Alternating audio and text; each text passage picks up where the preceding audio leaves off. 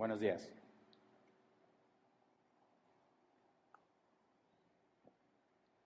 Antes de empezar, quiero hacer la aclaración de que todavía no terminamos, ¿verdad?, con las remodelaciones. No sé si a alguien le pasó por la mente que pusimos un estilo muy vintage, la madera así, descubierta, rayada, estilo industrial. No.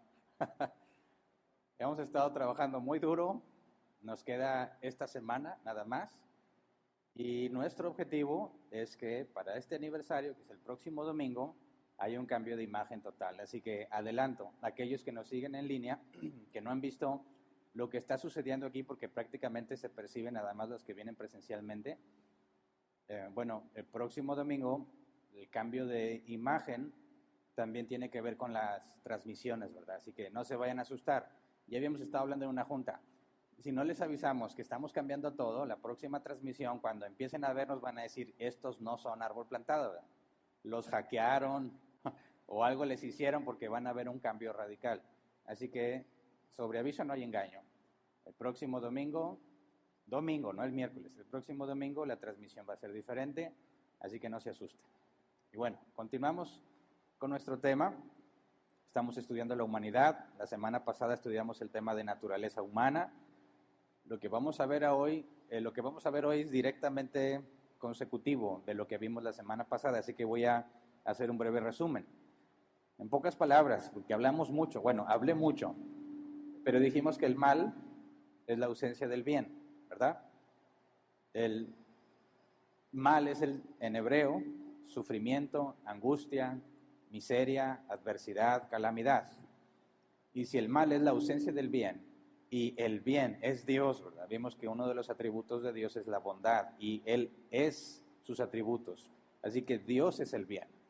Por consecuencia, si el mal es la ausencia del bien, el mal es la ausencia de Dios o la separación de Dios. Vimos que Adán y Eva obtuvieron la capacidad de experimentar el mal cuando se rebelaron ante Dios y decidieron separarse de Él. Al reproducirse, todos los hijos de Adán tienen exactamente la misma capacidad que Adán tenía. Desde la concepción, el ser humano es malo y en términos bíblicos es malo en el sentido de estar separado de Dios, ¿verdad? Nos preguntamos, ¿cómo un bebé tan bonito y chiquitito puede ser alguien malo? Bueno, en términos bíblicos, desde que nacemos estamos separados de Dios. Por consecuencia, todo ser humano es malo. Dijimos que este debe ser nuestro punto de partida para analizar y examinar distintas filosofías y posturas seculares e incluso cristianas, ¿verdad? Muchas personas no parten de la Biblia a la hora de analizar las cosas y parten de su propia percepción. Utilizan su experiencia o su manera de ver las cosas como el punto de partida. Otros utilizan a personajes influyentes de la psicología, de la ciencia, cantantes, reggaetoneros, cosas de esas, que claramente los llevan a conclusiones totalmente alejadas de la Biblia. Entonces dijimos nosotros que tenemos que partir de la Escritura y que si Dios ha hablado a través de su palabra, lo que le llamamos la revelación especial, y Jesús dijo que nadie le podía probar que tuviera pecado, y Jesús continuamente aseguró que la palabra de Dios es verdad, que siempre se cumpliría. Hicimos un argumento simple que todo cristiano debe entender. Todo lo que Jesús dijo es verdad. Jesús enseñó que la Escritura no falla ni puede fallar. Por consecuencia, la Escritura no falla ni puede fallar. Y en términos un poco más técnicos decimos que la Escritura es inerrante, no tiene errores y es infalible. Es decir, no se puede equivocar, no puede fallar. Así que usamos eso como un punto de partida. Era la base para empezar a analizar lo que vamos a empezar a analizar hoy. Así que el día de hoy profundizaremos un poco más en la naturaleza humana con las consecuencias que eso conlleva. Porque si todos estamos de acuerdo en lo que vimos la semana pasada, las conclusiones y el razonamiento que vamos a empezar a hacer a partir de este día, todos deberíamos estar de acuerdo porque es una consecuencia directa de lo que vimos. Así que antes de empezar a estudiar, vamos a orar para ponernos en manos de Dios. Señor, gracias por este día, gracias porque tus misericordias son nuevas cada mañana.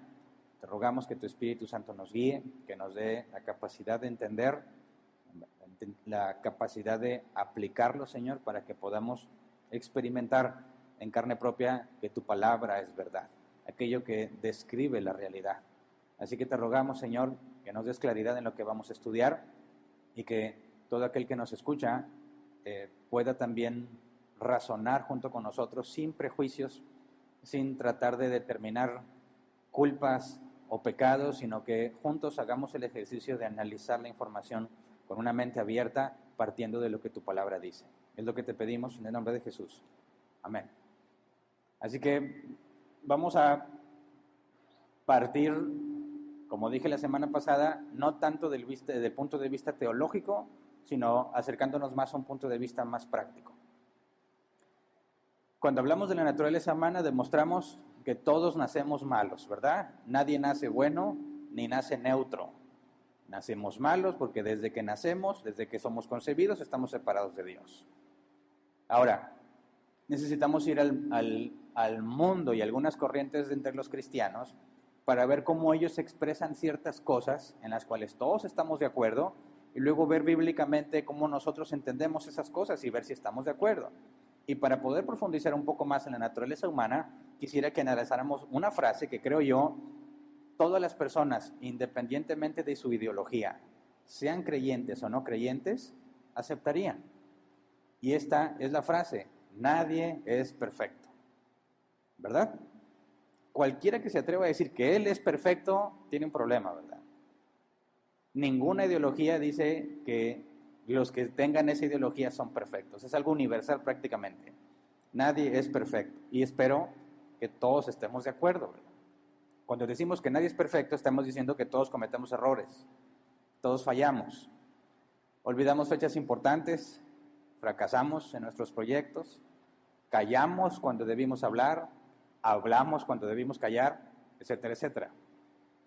Y estos errores nos meten en problemas, ¿verdad? Herimos a quienes amamos, a quienes se supone que no queremos herir porque los amamos, terminamos hiriéndolos. Decepcionamos a los que confiaban en nosotros. Destruimos buenas relaciones.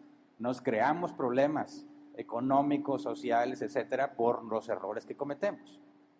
Entonces, cuando afirmamos que nadie es perfecto, estamos hablando, creo yo, de una verdad universal, ¿verdad? Entonces, mientras más edad tienes, más consciente estás de ese problema. Es mucho más susceptible alguien joven en pensar que no se equivoca o que puede pasar grandes periodos de tiempo sin equivocarse. Porque conforme vas envejeciendo y vas teniendo más relaciones, ya sea amorosas o sociales, te das cuenta que es muy difícil mantenerte bien con todos. Lo que haces va a terminar molestando a algunos y poniendo felices a otros. Pero a nadie, bueno, nadie le da gusto a todos, ¿verdad? Quedamos mal con alguien. Entonces, no importa cuánto nos esforcemos, terminamos cometiendo errores. Decimos y afirmamos todos que nadie es perfecto porque lo sabemos por experiencia propia, ¿verdad? El punto es, como yo les dije la semana pasada, no debes basarte en tu experiencia propia o en tu percepción personal. Tienes que partir de la Escritura. Entonces, cuando universalmente podemos decir que nadie es perfecto, tenemos que ir a la Escritura y ver qué dice la Escritura al respecto. Podemos encontrar algo diametralmente opuesto o podemos decir que estamos de acuerdo con que nadie es perfecto porque si partimos de la Biblia llegamos a la misma conclusión. Ojo, decir que algo es correcto porque la gran mayoría lo dice es una falacia. ¿Qué es una falacia? Algo que parece verdadero pero en realidad no lo es. Entonces cuando dicen, pues todo el mundo cree que nadie es perfecto, ha de ser verdad porque todos lo dicen. No. Un predicador dijo que nadie es perfecto, por consecuencia debe ser verdad lo que él dijo. Es un pastor. ¿Por qué me engañaría un pastor? ¿Por qué me mentiría un pastor? ¿Qué razones o qué propósitos tendría? Así que el hecho de que alguien especial para ti lo diga, alguien influyente lo diga o la mayoría lo diga, eso no significa que es verdad. Tenemos que ir a la Escritura. Ahora, cuando decimos que nadie es perfecto, no todos lo entendemos igual. Y quisiera considerar entre las distintas variantes en que lo puedes interpretar, quiero irme a dos extremos nada más. Hay más variantes, pero creo que si abarcamos esos dos extremos, abarcamos todas las demás. Cuando decimos que estamos de acuerdo en que nadie es perfecto, podemos verlo de dos formas. Somos imperfectos, pero no tanto. O somos totalmente imperfectos.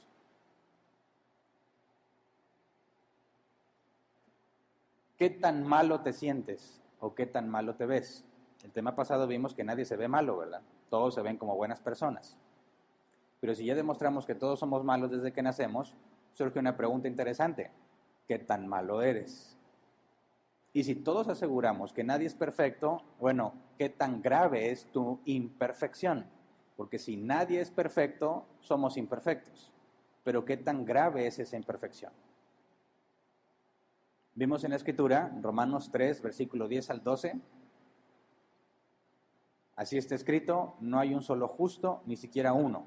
No hay nadie que entienda, nadie que busque a Dios. Todos han descarriado, a una se han corrompido, no hay nadie que haga lo bueno, no hay uno solo. Lo vimos el tema pasado, ¿verdad? Ahora fíjate, ¿qué me dice aquí en pocas palabras? Sacamos dos frases de ese pasaje. No hay un solo justo, ni siquiera uno. No hay nadie que haga lo bueno, no hay uno solo. Y la semana pasada demostramos que esto es verdadero, ¿verdad? Pero quiero que lo veamos en otra perspectiva, siguiendo el mismo concepto bíblico. Vamos a Eclesiastés 7:20. Eclesiastés 7:20 dice, no hay en la tierra nadie tan justo que haga el bien y nunca peque. Y aquí nos abre un poco más la definición, porque si dice, no hay nadie que haga lo bueno, no hay ni siquiera uno, Eclesiastés nos dice, no hay nadie que haga el bien y nunca peque. Y hace una contraposición, hacer el bien y pecar, ¿verdad? Son cosas opuestas. Entonces, si dice Romanos que no hay nadie que haga lo bueno, y Eclesiastés nos da el contraste, no hay nadie tan justo que haga el bien y nunca peque, vemos que hacer lo bueno es no pecar. Por consecuencia, pecar es hacer lo malo, ¿verdad? Y la palabra pecado, que también lo vimos la semana pasada, katá, se traduce como equivocarse o hacerlo mal. Así que llegamos a esta conclusión bíblica. Cuando todo mundo dice que nadie es perfecto y vas a la Escritura, encontramos que no hay nadie que nunca peque. Entonces, nadie es perfecto y no hay nadie que nunca peque, son lo mismo, ¿verdad? En términos bíblicos, nadie es perfecto secular. En términos bíblicos, nadie jamás deja de pecar. Así que la perfección definida secularmente, bíblicamente está definida como la ausencia de pecado. Y solo hay uno que nunca peca, Dios. Todos los demás pecamos, ¿verdad? Entonces podemos decir, si traducimos la frase, nadie es perfecto, la podemos traducir bíblicamente. Quitaríamos la palabra perfecto y podemos cambiarla a un sentido positivo. Si decimos que nadie es perfecto, diríamos todos son imperfectos. Bíblicamente no hay nadie que nunca peque, por consecuencia todos pecan. Si tú dices que nadie es perfecto, el equivalente bíblico, es decir, todos son pecadores, ¿verdad? Así que en eso estamos de acuerdo. Cuando alguien asegura que nadie es perfecto, decimos es correcto. No porque todos lo dicen, no porque lo dijo alguien en especial, sino porque la Biblia lo confirma. Todos son pecadores. Pero la parte que me interesa es que nos centremos en pensar que los errores, bíblicamente, son pecados. La palabra hebrea, katá, y la palabra griega, hamartia, se traducen como errar al blanco. Hacerlo equivocado, no hacerlo correcto. Entonces, sin lugar a dudas, el mundo afirma que todos pecamos, porque el mundo afirma que nadie es perfecto. Fíjate bien cómo estamos afirmando la misma cosa en términos totalmente diferentes. Hay cosas que el mundo diga y que nosotros estemos de acuerdo, pero no porque ellos lo dicen, sino porque lo obtenemos razonando, partiendo de la Escritura. Pero cuando llegamos a ese punto, y quisiera que lo viéramos de nuevo en Salmos 51:5, Reina Valera 60, lo demostramos la semana pasada, he aquí, en maldad he sido formado y en pecado me concibió mi madre. Romanos 5:12, por medio de un solo hombre el pecado entró en el mundo, y por medio del pecado entró la muerte. Fue así como la muerte pasó a toda la humanidad porque todos pecaron. De ahí tenemos que nosotros podemos concluir bíblicamente que en eso estamos totalmente de acuerdo. Pero aquí empiezan los problemas. Porque así como en esa frase, algunos dicen, sí, nadie es perfecto, pero lo entiendes de dos maneras. Somos un poco imperfectos, es decir, realmente nunca vas a ser perfecto, pero vas a quedarte cerquita si te esfuerzas. Y la otra postura sería, no importa cuánto te esfuerces, siempre vas a estar muy lejos de la perfección. Esto nos lleva a términos bíblicos. Si estamos de acuerdo en que todos pecamos, la pregunta es similar. ¿Qué tan grave es la afectación del pecado en nuestras vidas? ¿Realmente nacimos malos? ¿Heredamos de Adán nuestra naturaleza humana malvada porque está separada de Dios? Pero en realidad no estoy tan contaminado, o sí estoy muy contaminado. Si me esfuerzo lo suficiente, ¿puedo cada vez más eliminar el pecado en mi vida? ¿O no importa cuánto me esfuerce, no voy a poder eliminar el pecado en mi vida? Y los cristianos se dividen ahí en dos grandes ramas. Mira esta pregunta. ¿Eres pecador porque pecas o pecas porque eres pecador? ¿Qué me contestarías? ¿Qué es lo que hace que seamos pecadores? Personas que se equivocan, personas que fallan. ¿Soy un pecador porque peco? ¿O peco porque soy pecador? ¿Se entiende? ¿Se entiende la diferencia? Si yo soy pecador porque peco, significa que antes de que pecara, no soy pecador, ¿verdad? Hasta que peco. Pero si peco porque soy pecador, ya soy pecador aunque no he pecado. Y ahí es donde se vuelve confuso, ¿verdad? ¿Cómo vas a ser pecador si nunca has pecado? Ok, quiero que te imagines esta situación para ver qué me respondes y que trates de ver dentro de ti mismo cuál realmente es tu postura. Imagínate que hay una persona que desea hacer la voluntad de Dios. Se pone a orar, no sabe qué hacer. Hay muchos de esos cristianos, no sé si alguna vez te enseñaban a hacer eso. ¿Quieres hacer la voluntad de Dios? Ponte a orar y dile, Señor, enséñame tu voluntad. Y te tienes que quedar callado así unos minutos, silencio absoluto. No hables, no pienses, busca dentro de ti algo, una señal, una imagen, una voz interior, y de repente va a venir algo. Y eso es la voz de Dios diciéndote la voluntad para tu vida. ¿Alguien de aquí alguna vez lo hizo? Levante su mano, por favor. Somos muy pocos los locos, ¿verdad? Pero a mí me enseñaron que de que funciona, funciona. Ok, imagínate esa persona, se pone a orar, Señor, quiero hacer tu voluntad. Revélame tu voluntad para que la haga. Esa es su oración. Persona número 2, tiene exactamente el mismo deseo. Quiere hacer la voluntad de Dios. Pero él ora así. Dios mío, muéstrame lo que quieres que haga. Y dame la capacidad para hacerlo. Oración número 1. Dios mío, ordéname lo que quieras y yo lo haré. Oración número 2. Dios mío, ordéname lo que quieras y dame la capacidad de hacerlo.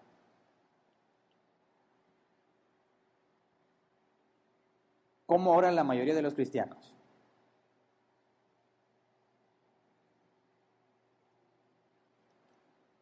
Muéstrame qué hacer para que lo haga, o muéstrame qué hacer y dame la capacidad de hacerlo. Porque de cierta manera se entiende que aunque sepa qué hacer, no puedo hacerlo. Y aquí surge una pregunta. ¿Tienes la capacidad de hacer lo que Dios pide o no? ¿Por qué Dios te pediría algo que no tienes la capacidad de hacer? ¿Te has puesto a pensar? Entonces, los cristianos, en mi experiencia, la gran mayoría le dice a Dios, muéstrame lo que quieres que haga. Y cuando empiezas a agarrar entendimiento bíblico, dices, no. No puedes buscar dentro de ti cuál es la voluntad de Dios. Lee la Biblia. Ahí está la voluntad de Dios, ¿verdad? Y te vas a encontrar que dice, no robes. Ahí hay una parte mínima de la voluntad de Dios para tu vida. No robes.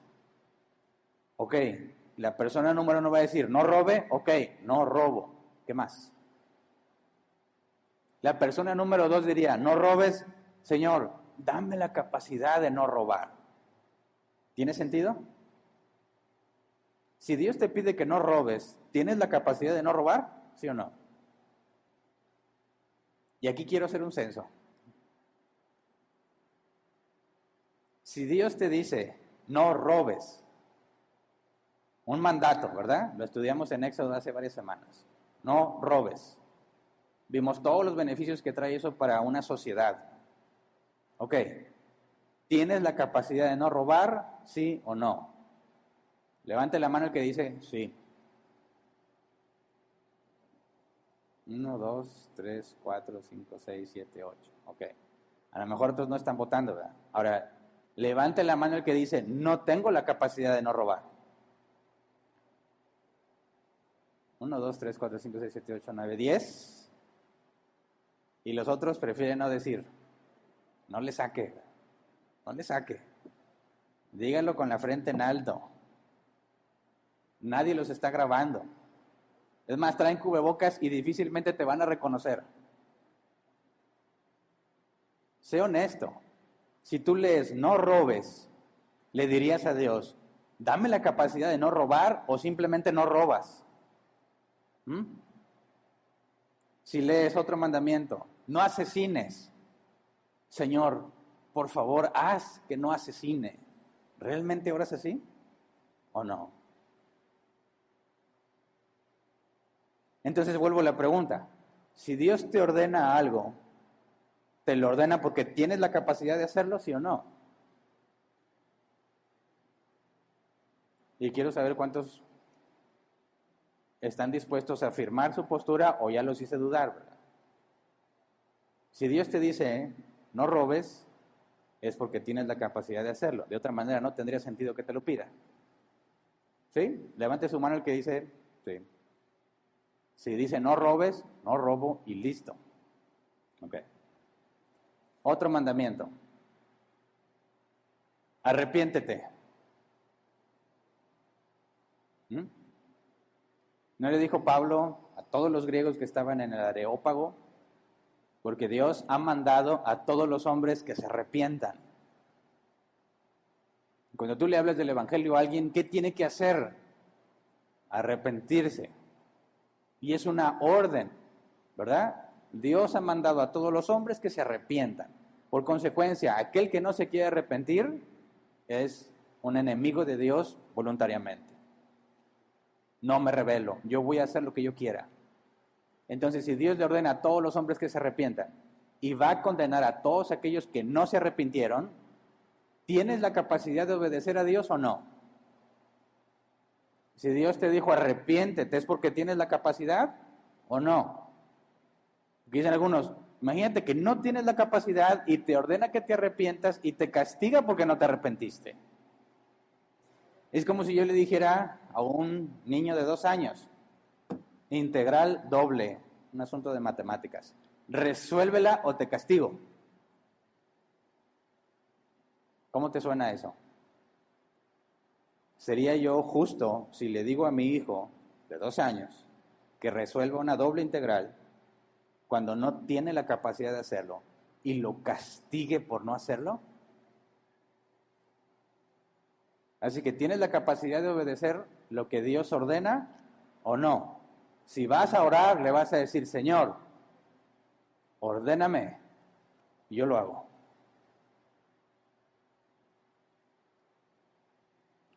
Quiero ver qué tan seguro estás. Estas 2 preguntas tienen que ver con 2 posturas. Si tú tienes la capacidad de obedecer a Dios, pero naciste en maldad, ¿qué tan malo eres ya que tienes la capacidad de obedecer?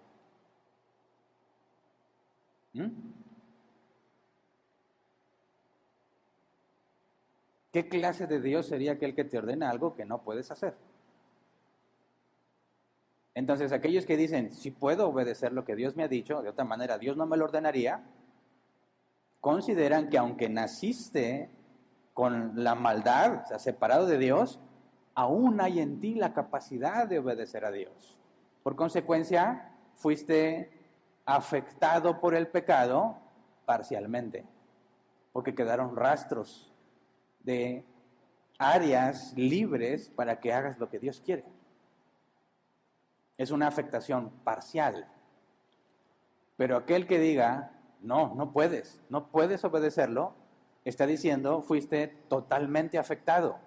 No hay nada en ti que permanezca intacto por el pecado. ¿Cuál postura es la tuya? ¿Fuimos afectados parcialmente o fuimos afectados totalmente? Bueno, cuando los creyentes y los no creyentes, ambos, afirman que nadie es perfecto, están reconociendo algo, ¿verdad? Que todos fuimos afectados parcialmente, porque los no creyentes creen que pueden hacer las cosas buenas sin Dios. Y los creyentes creen lo mismo. Aunque ellos creen en Dios, dicen, Dios, dime qué hacer y yo lo hago. Como escuché hace mucho que decía, Dios, yo no te pido que me des pareja, nomás ponme donde hay. ¿Verdad? Y lo quieren ver así como iniciativa. A mí no me des, a mí nomás ponme donde hay. Otro diría, Señor, dame pareja, porque si me lo dejas a mí, voy a hacer un desastre. ¿De cuál eres tú? Aquellos que consideran que la afectación es parcial, cristianos o no cristianos, ven a la humanidad con una serie de características. Porque aunque reconocen que nadie es perfecto, es decir, todos somos malos, todos pecamos, lo mismo que los cristianos reconocen, los no creyentes no involucran a Dios en el asunto. Y los creyentes adoptan estas ideas y aunque tienen a Dios en su ecuación, no es indispensable. Mira, ¿alguna vez has escuchado la frase de, para cumplir tus sueños, lo que tienes que hacer es confiar en Dios? Si no has cumplido tus sueños es porque no los pusiste en manos de Dios. Saca el campeón que hay en ti. ¿Te suena? Mira, aquellos que consideran que han sido afectados solo parcialmente, creyentes y no creyentes, consideran que el ser humano, si tiene lo necesario, va a hacer lo correcto. Así que si yo quiero hacer la voluntad de Dios, pero no sé cuál es la voluntad de Dios, ¿qué es lo que necesito para hacer la voluntad de Dios? Saberla. Y te dicen, ¿quieres hacer la voluntad de Dios? Ora a Dios y que te muestre y luego ve y hazlo. ¿Verdad? Están diciendo, necesito a Dios, pero para que me revele qué debo de hacer. Y luego lo hago. Los no creyentes dicen, yo no necesito a Dios. Esto es lo bueno que yo quiero hacer y yo lo hago. Así que están exactamente en la misma postura, nada más que uno le pregunta a Dios y otro no. ¿Verdad? Pero piensan igual. Y lo raro es que unos se dicen ateos y otros se dicen cristianos, pero están haciendo exactamente lo mismo. El único problema es de dónde obtuviste la información para que la puedas hacer. Los cristianos van a Dios, difícilmente y rara vez van a la Biblia. Y los ateos, pues a lo que se les antoje o cualquier estándar que quieran tomar. A esto se le llama humanismo. Dice, un resumen de algunos sitios web que hablan sobre el tema. El humanismo considera que el hombre está en posición de capacidades intelectuales potencialmente ilimitadas. Es decir, no sé si has visto en las películas que dicen, cuando un niño dice, yo quiero ser presidente, y dice, bueno, si te esfuerzas y luchas, vas a hacerlo, ¿verdad? Voy a ser astronauta, tú puedes ser lo que tú quieras, ¿verdad? Qué feo decirle al niño, no, hijito, presidente, nunca vas a ser presidente. No le puedes decir eso, tú tienes que decirle que todo es posible para él. Y algunos van a la Biblia, al que cree todo es posible. Yo creo, y van a hacerlo. Humanismo, idéntico. ¿De dónde obtienen la información? Es lo único que cambia. Algunos van a la Biblia para obtener información y saber qué deben hacer, y otros sus sueños, sus imaginaciones, lo que quieran. El individuo, según el humanismo, correctamente instruido, permanecerá libre y plenamente responsable de sus actos en la creencia de su capacidad de elección. Es decir, si le das más educación, más recursos, más ayuda del gobierno, mayor capacitación, va a ser una mejor persona. ¿Verdad? ¿Alguna vez escuchaste o viviste eso de que llega algún licenciado, de esos que les gusta mucho que les diga licenciado, señor licenciado, y luego te maltrata y te hace cara y dice, que es un hombre muy educado? Yo nunca me esperaba que un licenciado hiciera estas cosas. Ahí hay algo implícito, que como tuvo mayor educación, debería ser una mejor persona, ¿verdad? ¿Qué esperas que haga el dueño de una empresa cuando trate a sus empleados? Oh, imagínate que es un hombre muy preparado, con muchos recursos, mucha capacitación, y trata mal a sus empleados. Dices, ¿por qué yo no me esperaba eso? Es un hombre muy preparado y se ha puesto una equivalencia: mayor preparación, mayor recursos, mayor estabilidad económica, mayor estabilidad emocional. Debería ser una mejor persona. Y ese es un estándar que incluso los cristianos han aceptado y se llama humanismo. Si al ser humano le das lo que necesita, debería ser buena persona. ¿Me explico? Y yo estoy seguro que muchos de aquí han aceptado esa idea, porque es muy normal.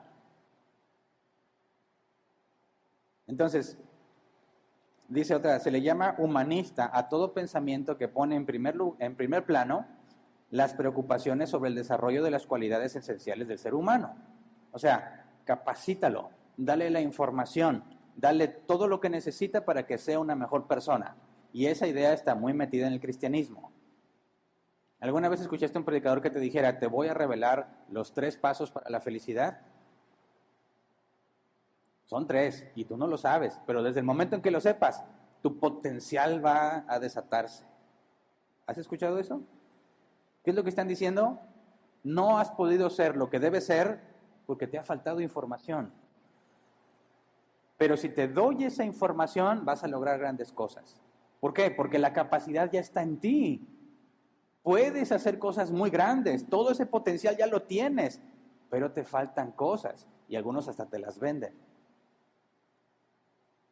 ¿Alguna vez pagaste por una palabra profética?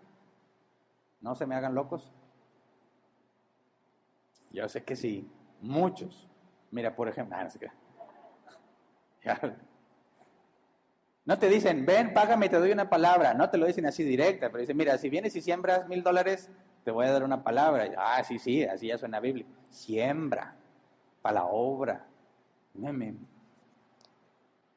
Dios te va a dar grandes bendiciones. Wow, mi potencial estalló.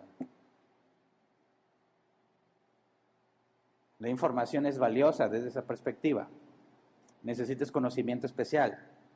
Necesitas estar en un lugar especial. Necesitas estar rodeado de gente especial para que te dé lo que necesitas y puedas avanzar. Está muy arraigado en el cristianismo. De ahí viene el concepto, has fracasado al cumplir tus sueños porque no los has puesto en manos de Dios. A ver, espérame, ¿cómo? Sí.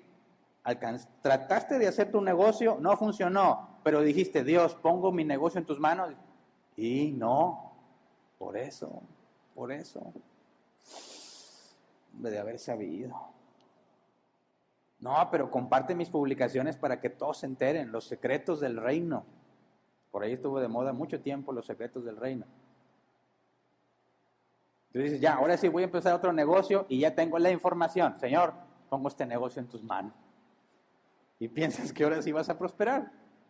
¿Por qué? Porque ya tienes todo lo que necesitas para prosperar, pero me faltaba esa pequeña información. Si todos reconocemos que nadie es perfecto, pero tienes todo el potencial para hacer lo que te plazca, siempre y cuando lo pongas en manos de Dios, o siempre y cuando te lo propongas si es que eres ateo, ¿qué estás diciendo?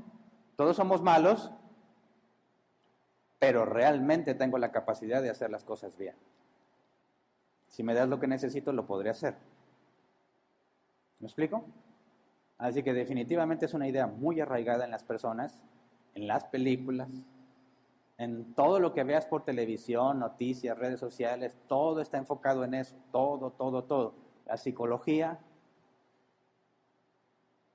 y está muy metido en el cristianismo. La pregunta es, ¿qué dice la Biblia al respecto? Porque aunque ellos también pueden reconocer, sí, todos somos malos desde que nacemos, al mismo tiempo dicen, sí, pero todavía hay áreas en mí que están libres, que Dios me ha dado la capacidad para obedecerlo. Si Dios le ordenó a alguien arrepiéntete, es porque se puede arrepentir.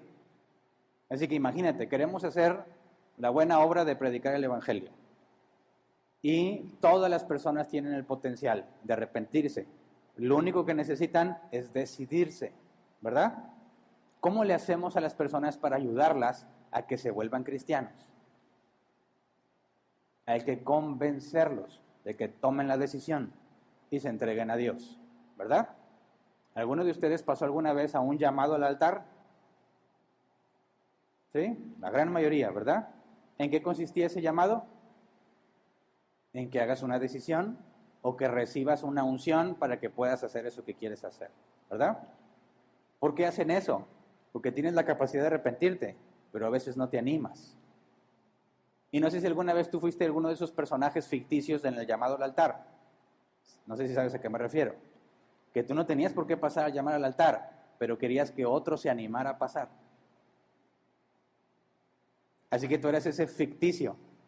Quien le quiera entregar su vida a Dios, pásele. Y el que estaba así como que se decidía o no, dice, ya pasó uno.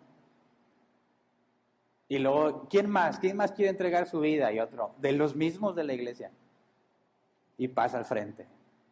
Y ya como el que está así dice, pues ya no voy a ser yo el único ahí. Ya son dos, o es mi amigo. Yo también paso, ¿verdad? Y ahí estás tú haciéndole, sí, Señor, sálvame. Ya.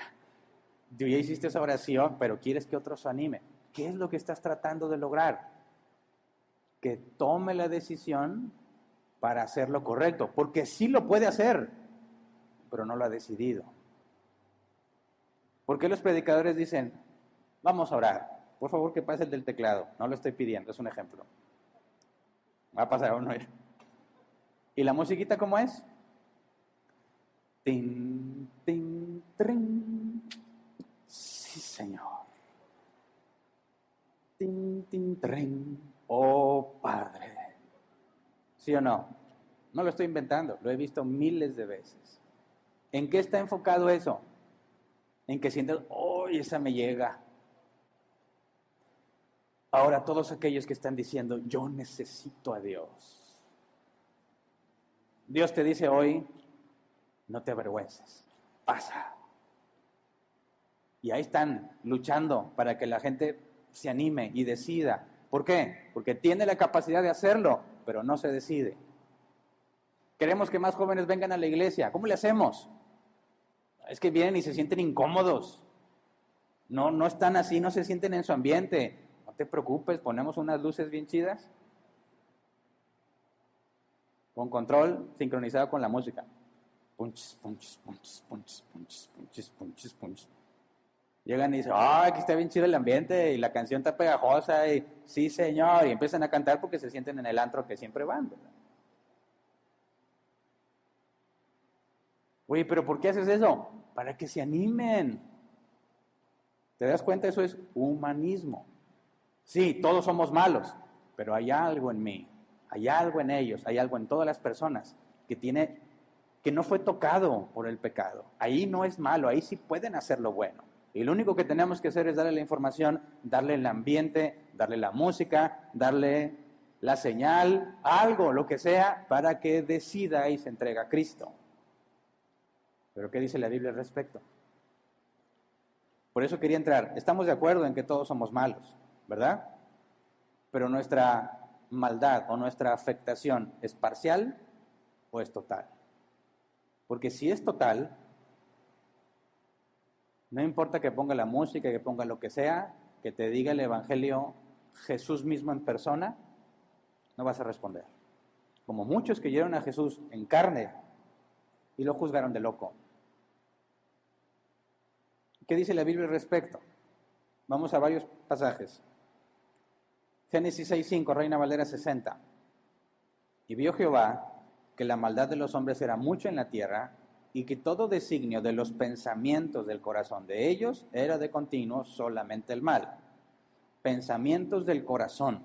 La palabra corazón en hebreo, como en griego, tiene que ver con el ser interior, donde está tu voluntad, donde están las decisiones. En términos de lo que hemos visto, está refiriéndose al alma, a la capacidad del pensamiento abstracto. Dice, todo lo que ellos piensan de ellos es de continuo solamente el mal.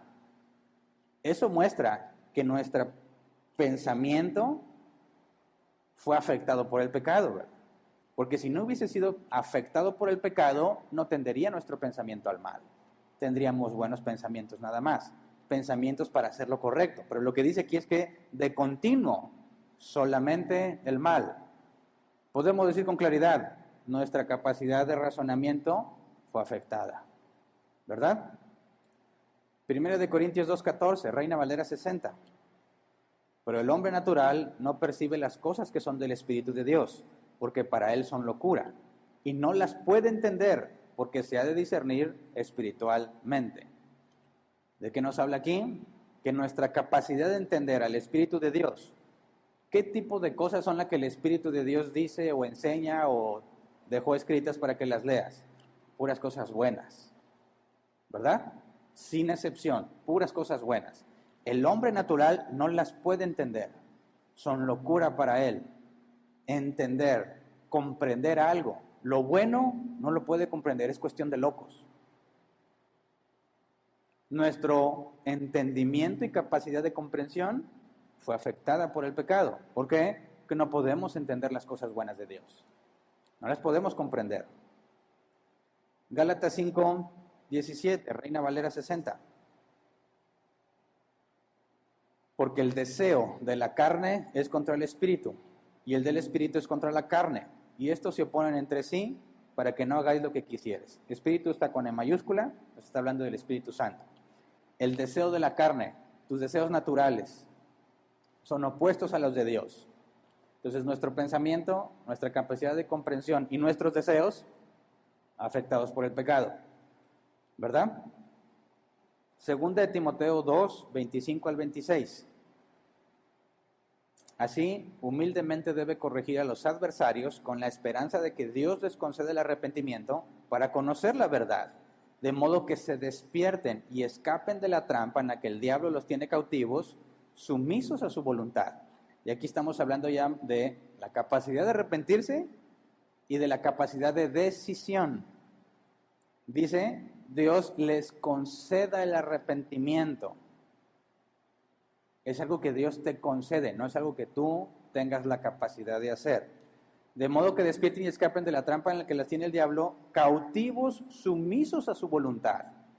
Lo que tú decides va de acuerdo a lo que el diablo quiere, naturalmente hablando.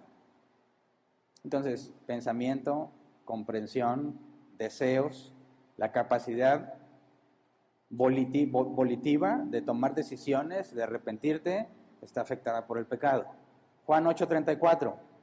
Ciertamente les aseguro que todo el que peca es esclavo del pecado, respondió Jesús. Esclavo del pecado. Si te vas al contexto cultural, un esclavo solo hace lo que su amo le dice y no puede hacer nada más. No tiene derechos, no tiene libertades, es un esclavo.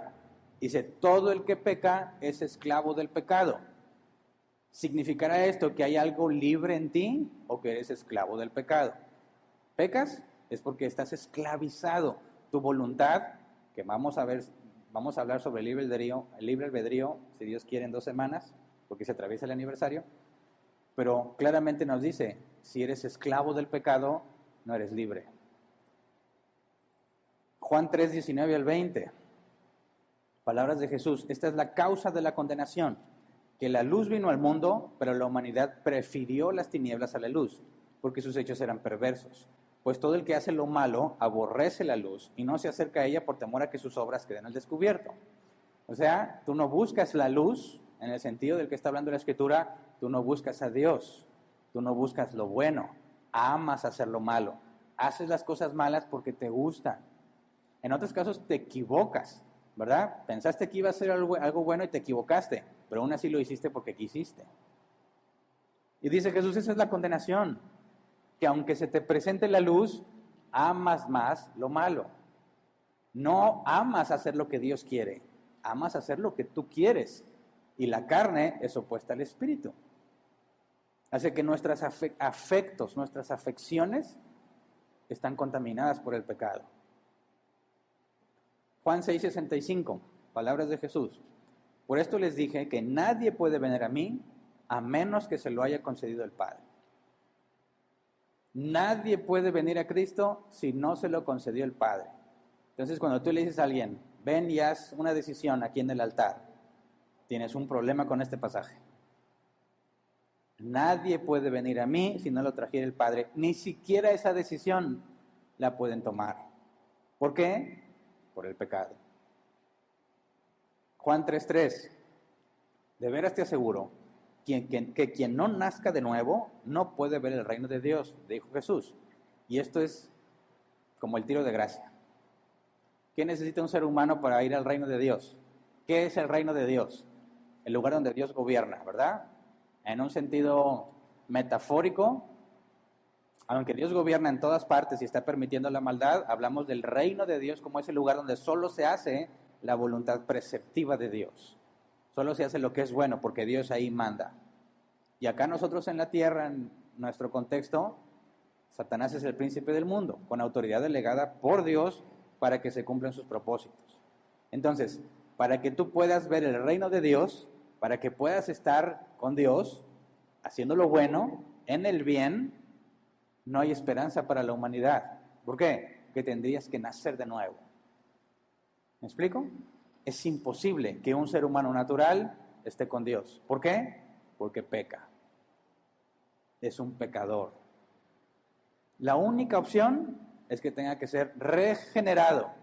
Un humano natural, como tal, ya lo vimos, no busca a Dios, no ama la luz, ama lo malo, su pensamiento, sus deseos, sus decisiones, su voluntad, su capacidad de arrepentirse, todo es corrupto, está afectado por el pecado, lo que heredamos de Adán.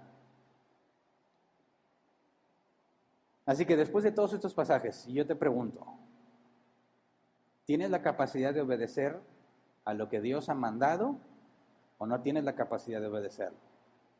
Y si no la tienes, ¿por qué lo mandó?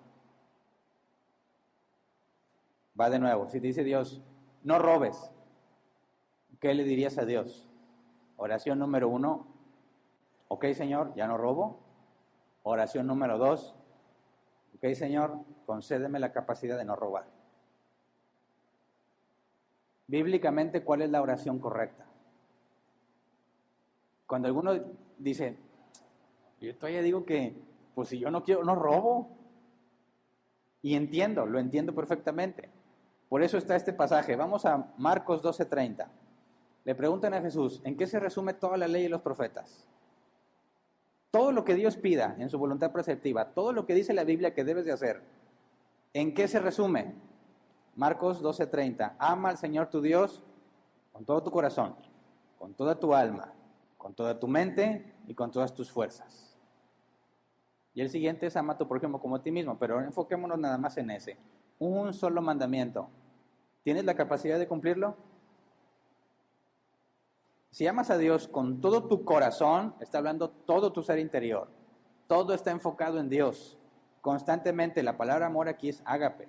Jesús dijo, el que me ama, obedece mis mandamientos. Es una decisión. Si amas a Dios con todo tu corazón, eso significa que estás enfocado, lleno completamente tú, en hacer lo que le agrada. Con toda tu alma, está hablando del centro afectivo. Todas tus emociones están enfocadas en hacer lo que Dios quiere. Con toda tu mente, aquí es la capacidad de entendimiento y comprensión. Todo tu razonamiento y todo está enfocado solamente en Dios y con todas tus fuerzas. Toda energía que uses, la usarías para hacer algo agradable a los ojos de Dios. Dime, ¿puedes cumplir ese mandamiento aunque sea un segundo? No. ¿Y Dios lo ordena? Sí. Así que cuando hablamos de el problema en la maldad del ser humano, ¿es parcial o es total? En el sentido de que algunas áreas fueron afectadas, pero otras no. Tienes la capacidad de hacer lo que Dios quiere. ¿Por qué? Porque hay áreas buenas en ti. Porque si haces lo que Dios quiere, entonces es bueno, ¿verdad? Pero si dices, no, todo mi ser, mi cuerpo fue afectado por el pecado. ¿Cómo lo sé? Sufro, me enfermo, me muero. Esas son cosas malas. Mi cuerpo está afectado por el pecado, ¿verdad? ¿Y mi alma? También, ¿qué hay en el alma? Tus deseos, tus emociones, decisiones, pensamientos, razonamientos. ¿Eso está contaminado por el pecado? Sí. Cuerpo y alma afectado por el pecado. Por eso decimos que el ser humano fue corrompido, depravado totalmente, no parcialmente. Toda área del ser humano fue afectada por el pecado y no queda ningún vestigio de un área libre. No hay una sola área libre de pecado en el ser humano, porque bíblicamente toda área fue afectada. Jesús dice así, Mateo 15:19, porque del corazón salen los malos pensamientos, los homicidios, los adulterios, la inmoralidad sexual, los robos, los falsos testimonios y las calumnias. A Jesús le preguntaban, oye, si comes, palabras mías, si comes algo impuro, ¿te contaminas? Y Jesús dice, no es lo que entra por la boca, que después va a la letrina, es lo que sale del interior del hombre lo que lo contamina. Así que el problema no es algo externo, el problema somos nosotros. Y si de nosotros sale todo eso, ¿qué te hace pensar que hay algo de bueno en ti? Ese es el problema de la humanidad.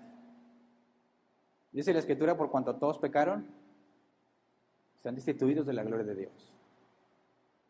La paga del pecado es la muerte.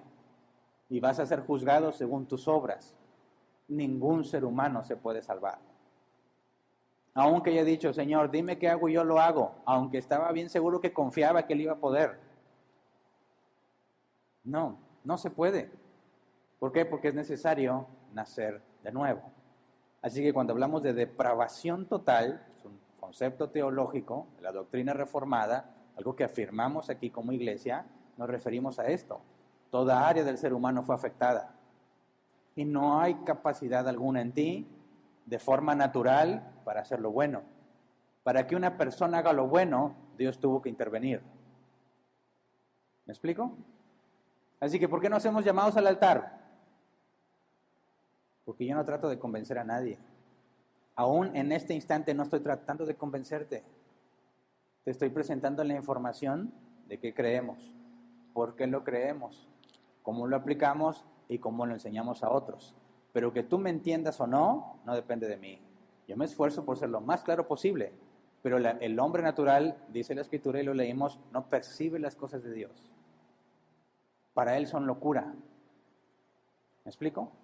Así que no vamos a tratar de convencerte, te vamos a exponer la información, como decía el apóstol Pablo, por si acaso Dios te concede arrepentimiento, para que escapes de la trampa del diablo, donde estás ahí esclavizado, sumiso a su voluntad.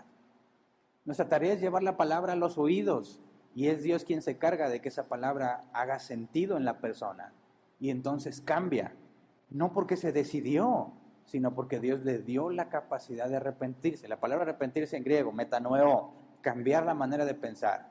Y si es Dios el que concede arrepentimiento, ni siquiera puedes cambiar tu manera de pensar por ti mismo. Así que cuando hablamos, a ver, cristianos,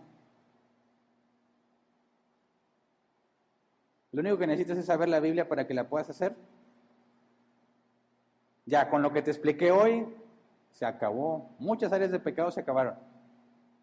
¿Sí? Si te doy este secreto, ahora sí voy a desatar tu potencial, sigues igual de pecador que siempre. ¿Con mucha o poca información? ¿Con mucho dinero o con poco dinero? ¿Con mucho poder o con poco poder? Dicen, ¿por qué no le damos el poder que tienen los hombres corruptos del país? ¿Por qué no se nos damos a la gente buena y pobre? ¿Has pensado en eso? Es una ideología que cada vez agarra más sentido en nuestro país. ¿Y por qué los malos tienen el poder? ¿Por qué a lo mejor no se lo damos el poder a los buenos? ¿Mm? A los pobres, a la gente ahí trabajadora. Vamos a darle el poder a ellos para que las cosas cambien. Humanismo. ¿El rico es malo y el pobre es bueno? ¿El dinero tiene algo que ver con tu condición? ¿Qué dice la Biblia? Todos son malos. ¿Con dinero o sin dinero? ¿Con poder o sin poder? No tiene poder y se porta mejor, dale poder y te aseguro que va a cambiar. ¿Por qué? Porque está en su naturaleza. Dicen, ¿el dinero cambia a la gente? No, el dinero revela lo que es la gente. ¿Verdad? Porque ¿de dónde sale el problema? De adentro. No es el dinero que recibiste, es que antes querías hacer cosas pero no tenías el dinero. Dicen, oye, este señor siempre fue muy fiel a su esposa, un hombre de su casa, nomás le empezó a ir bien y se volvió infiel. Mira lo que hace el dinero. Entonces, no, él ya quería, pero ¿con qué dinero? ¿Verdad? Mira, si no estás guapo, ¿qué es la única esperanza que te queda? Tener dinero, ¿verdad? Porque el dinero como que le afecta la visión a las mujeres, les distorsiona. Vas pasando y sin dinero y dicen, "Ugh". Pero vas pasando en un carrazo y dicen, wow. ¿Qué es lo único que cambió? El mono está igual de feo. Lo cambió el dinero. Ahora, ¿el dinero cambió a este hombre? No. El dinero le dio la posibilidad de hacer lo que antes no hubiera hecho, porque no podía. Pero ahora que puede, lo hace. El problema no es el dinero, sino lo que hay en él. Así que dime, ¿estamos totalmente depravados o parcialmente depravados? ¿Podemos hacer lo que Dios ha ordenado o no podemos hacer lo que Dios ha ordenado? Porque ese es un tema al que vamos a ir más adelante. Porque hoy te dicen, ideología de género, ¿qué sientes que eres? ¿Hombre o mujer? ¿Qué sientes? ¿Perro? ¿Género embrujado? ¿Género espejo? Y a ver, no, sí, yo creo que ando embrujadón. Eso es, ojo, bíblicamente hablando, ¿puedes confiar en tus deseos? ¿Mm? No, ¿por qué? Están corrompidos por el pecado. Ahora, dices, es que eso está bien claro, Hernán, cristianos. Señor, concédeme a esta mujer. Esta es la que yo quiero, Señor. Dámela, oh Padre. ¿Por qué? Porque me gusta estar con ella. Me gusta lo que es. Me gusta cómo piensa. Me gusta cómo sirve a Dios. Dime si no es exactamente la misma situación que el de la ideología de género. ¿Por qué le estás pidiendo a Dios a esa mujer? Porque así lo sientes. Así lo deseas. ¿Y cuál es el problema con los deseos y los sentimientos? Corrompidos por el pecado. Sin embargo, muchos oran así. ¿Verdad? Señor, dame este trabajo. Me van a pagar más. Dámelo, por favor. Hago lo que quieras. Voy y les ayudo con la plataforma. ¿En qué estás enfocando tu petición? En tu deseo corrupto por el pecado. Entonces, ¿qué voy a pedir, Hernán? Señor, pues dame lo que quieras. Pues ¿para qué pido? Dicen algunos, ¿para qué pido? Señor, no me des la mujer que yo creo que necesito. Dame la mujer que tú sabes que necesito. ¿Se entiende? Señor, no me des el trabajo que creo que necesito. Déjame en mi trabajo o dame el que necesito. Oraciones totalmente separadas. Una oración humanista, Señor, yo lo quiero, yo lo deseo, es lo mejor para mí, Lo único que necesito para estar bien es que me des eso. ¿Te das cuenta del pensamiento humanista? Me dice, Señor, dime qué quieres y dame la capacidad de hacerlo.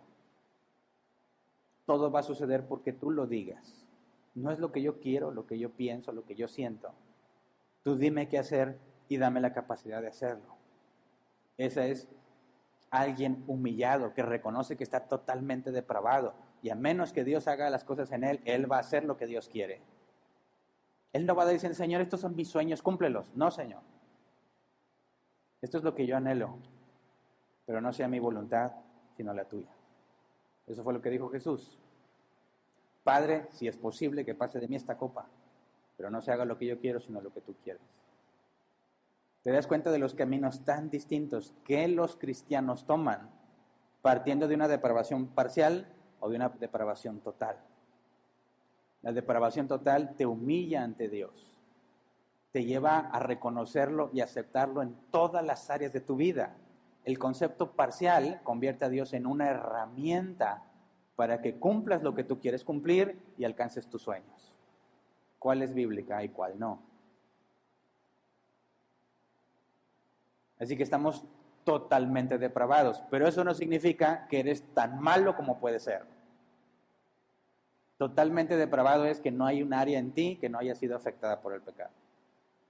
Y eso tiene conclusiones muy importantes, porque si estoy totalmente depravado, pero yo decido ayudar a una viejecita a cruzar la calle, ¿cómo fue que decidí eso si soy depravado?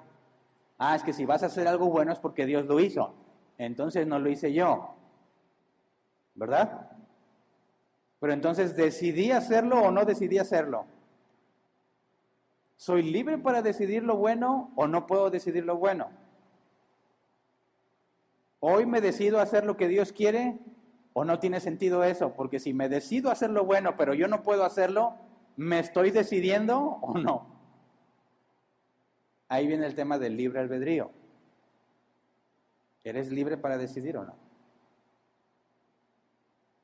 Porque cuando hablamos de ser un hombre, que es el tema al que vamos, y ser una mujer, se tienen que tomar decisiones. Y tienes que definir el concepto bíblico de un hombre. No es lo que tú crees que debe de ser o lo que tú quieres ser, es qué dice la Biblia. Y yo tengo que reconocer que mis deseos, mis aspiraciones, mis pensamientos, mi modo de razonar es corrupto. Y no puedo guiarme en mí mismo para ser el hombre que yo quiero. Tengo que negarme a mí mismo y hacer lo que la Biblia dice. ¿Me explico? Hacia allá vamos. Pero quiero ir que juntos vayamos viendo cómo hay muchas ideas, aún en árbol plantado, que son contrarias a la Escritura. Y aunque venimos y aquí razonamos y estudiamos la Biblia juntos y te vas contento, a la hora de hacer las cosas, no usas lo que entendiste.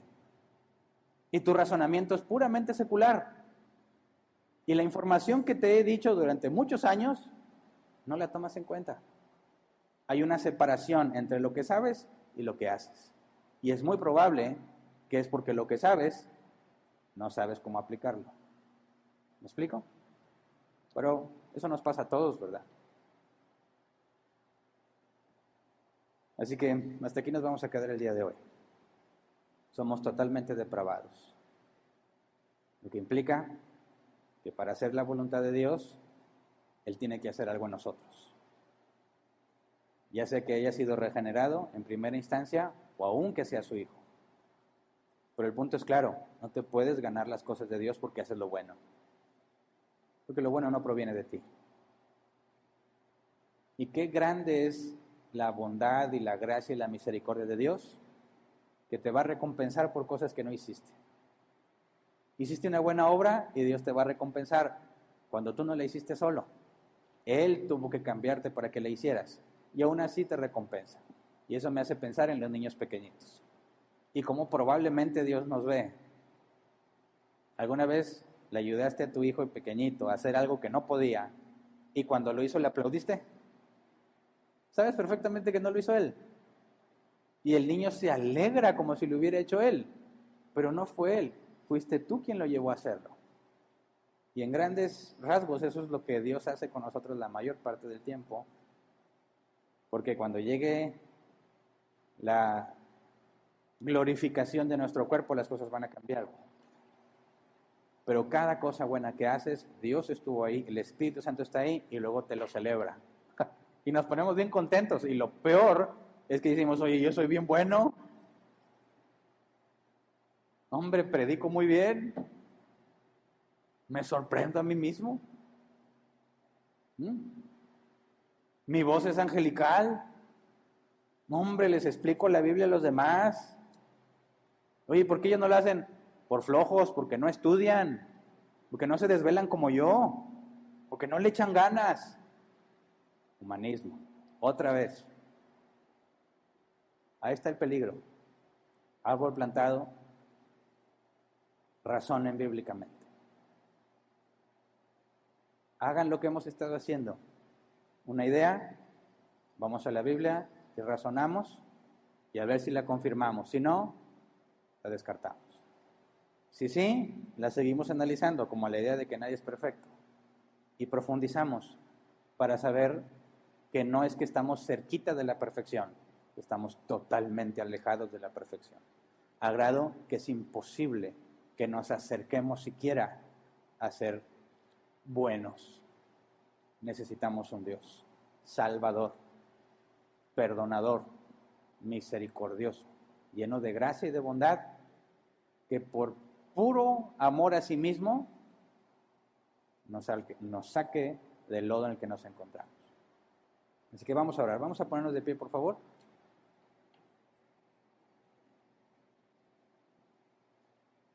Vamos a orar, Señor. Queremos pedirte perdón por tantas barbaridades que hemos hecho. Tantas veces que te hemos pedido las cosas que nosotros deseamos, simplemente asegurando que lo que deseamos es bueno. Perdónanos porque nos has enseñado mucho, pero no lo llevamos a la práctica. Perdónanos porque no nos detenemos a meditar en tu palabra, como se le ordenaste a Josué. Medita en este libro de la ley. No hemos meditado en tu palabra, no nos ponemos a razonarla. La escuchamos, la entendemos y luego la desechamos.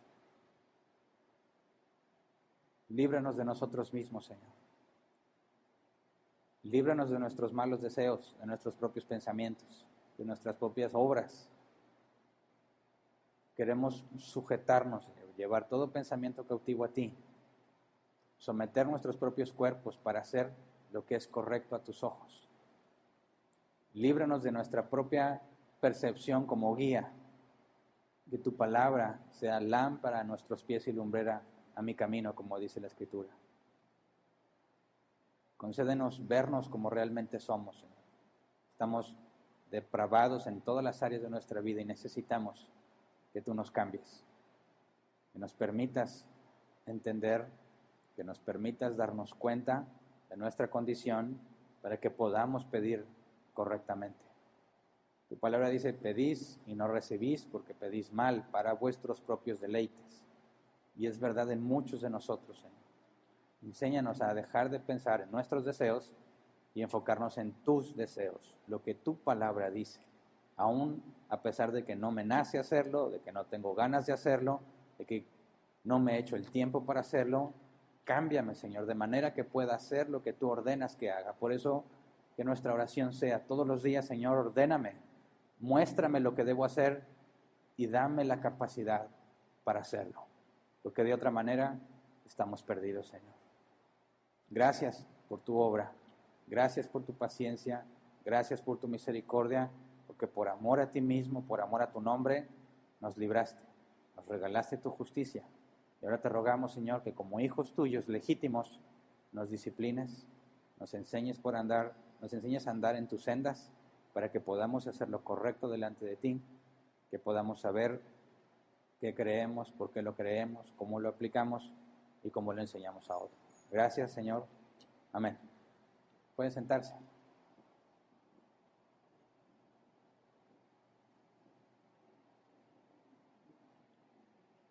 Así que, ¿cuántas oraciones humanistas pasaron por tu mente el día de hoy? El que diga ninguna, vuelva a escuchar la predicación. Vamos a pasar a la sección de preguntas. Les recuerdo que tenemos 15 minutos. A ver, déjame ver.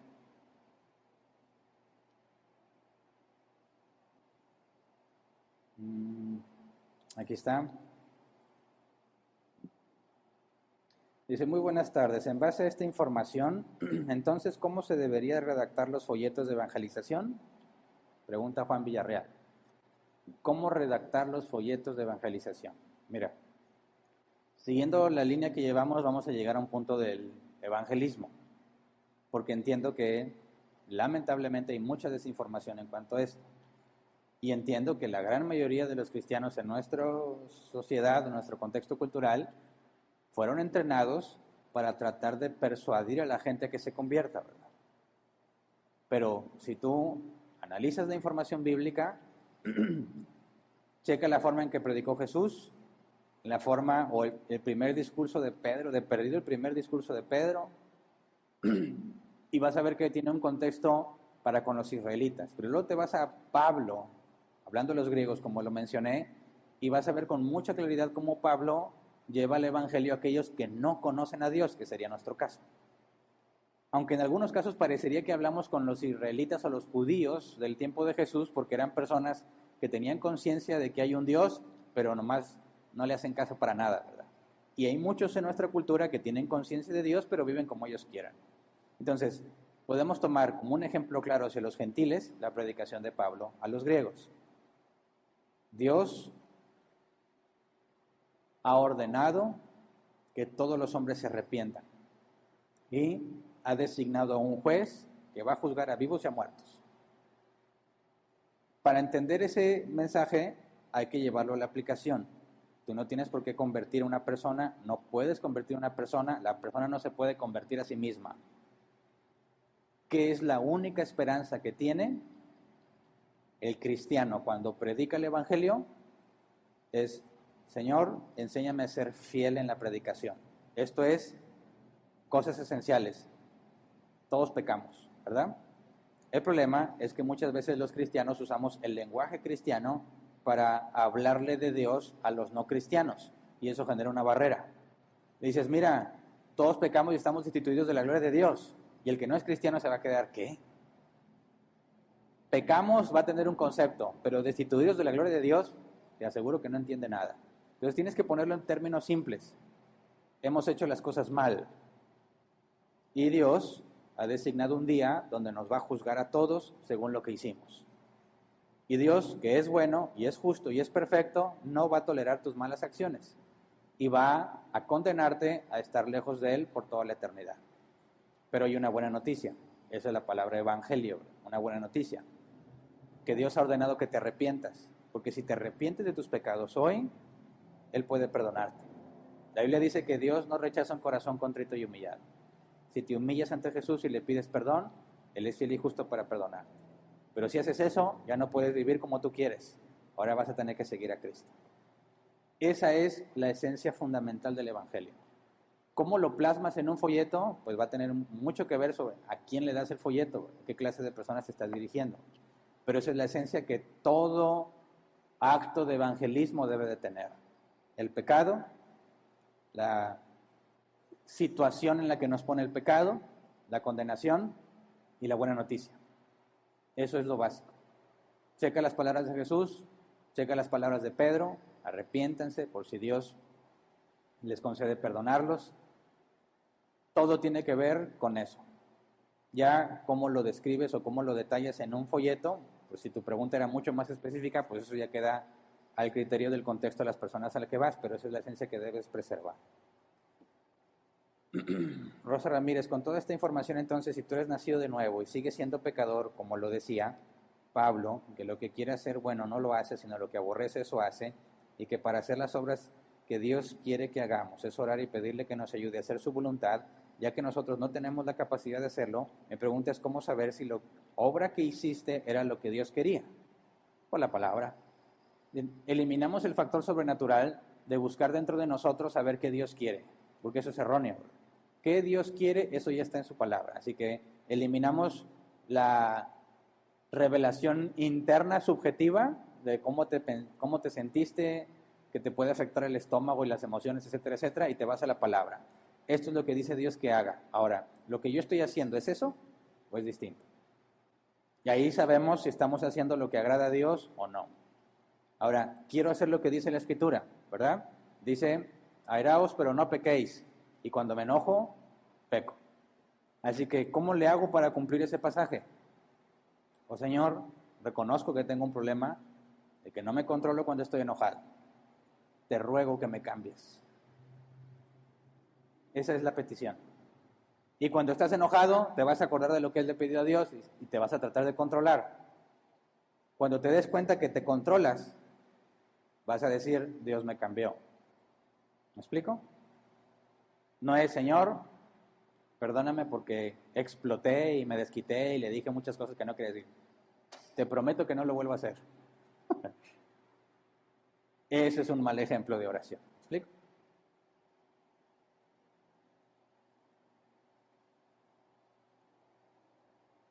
Ok, tengo que recordarles, y ya me fui de largo como si todos supieran, es decir, ¿cómo le hizo Hernán para saber las preguntas o cómo se las mandaban aquí? Hay un grupo de WhatsApp, ¿verdad?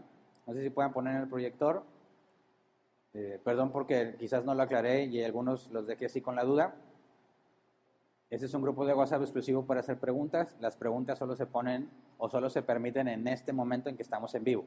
Si nos estás viendo en video y ya no es en vivo, ya no vamos a responder las preguntas, nada más se quedan grabadas las que hicieron. En el código lo escaneas, entras a WhatsApp, le pones ahí en configuración, te da la opción de escanear código y te agrega en automático al grupo, haces tu pregunta y me llega a mí. Los que están en línea lo escriben en los comentarios de Facebook o YouTube, según lo que estén viendo, y el staff de multimedia se va a encargar de mandarlo a este grupo. Y así de simple, lo único que es una sola vez lo que tienes que hacer el escaneo. Una vez que perteneces a ese grupo, ya no tienes por qué volver a agregarte. Y por favor, nada de transmitir, bueno, que no los van a dejar, como quiera, mientras están aquí, nada de anuncios, propaganda, autopromoción, ofertas de descuento, nada de eso, ¿verdad? Es exclusivo para las preguntas. Muy bien. ¿No hay más preguntas? ¿No? Bueno, entonces se acabaron. Eso es todo. Les recuerdo entonces que el próximo domingo es el aniversario y hoy hay junta de miembros. ¿Se acuerdan? Lo pusimos en el grupo de miembros. Hoy va a ser la confirmación por la asamblea para los nuevos áreas de diaconado. Los diáconos que fueron movidos por el cambio que hubo hacia los nuevos ancianos, se abrieron vacantes en algunas áreas. Internamente las áreas ya pasaron por ese proceso. Hay una nueva área de mujeres, se van a definir ahí también personas para el diaconado y en la parte que vamos a ver hoy es que la asamblea reunida confirme lo que las áreas en particular e individualmente ya confirmaron. Es decir, las áreas dentro de ellos, primero el diácono actual propone quién debe de ser el nuevo diácono por la información que él tiene y el contacto que ha tenido con esa persona y el punto y su perspectiva que nadie más en el grupo tiene. Lo llevó con su área de servicio y fue confirmado. Esa parte ya lo pasamos. El diácono actual propuso a alguien y el área ya lo confirmó. Cada área ya tiene a su candidato y ya fue aprobado por los ancianos. La única autoridad que nos falta revisar es la autoridad de la asamblea. Y ese es el objetivo de la junta de hoy. La asamblea va a tener que confirmar o no confirmar a uno o varios de los diáconos que han sido propuestos. Si estamos de acuerdo todos y los diáconos son aceptados, el día de hoy formalmente iniciarían su periodo de 6 meses de prueba. Periodo que actualmente están cumpliendo los nuevos ancianos. Así que, cumpliéndose 6 meses de que acaben los ancianos, va a ser el nombramiento oficial si no se encuentra ningún pero y volvemos a estar todos de acuerdo. Con los diáconos igual, si hoy quedan todos confirmados, empieza el periodo de 6 meses y 6 meses después haríamos otra vez la revisión final y si todo queda bien, entonces ya quedan establecidos formalmente como diáconos. Así que por favor, no se les olvide, es en línea, ¿verdad? Como no podemos estar aquí todos reunidos, entonces lo vamos a tener que hacer en línea. No podemos hacer una mezcla, unos aquí y otros en línea, no se puede. Todos en línea, ya saben, la misma plataforma que hemos usado para las juntas anteriores, que todos los miembros ya la tienen instalada y ya la usamos, así que no debe de haber ningún problema. En unas horas más voy a hacer la invitación y por favor todos espérense hasta la hora, ¿verdad? 7:30, porque puedes entrar antes y empiezan, no, que no hay nadie. Chequen bien la hora, por favor, y entran a la invitación cuando sea la hora y ahí platicamos todos. Muy bien, es todo. Muchísimas gracias. Los dejo.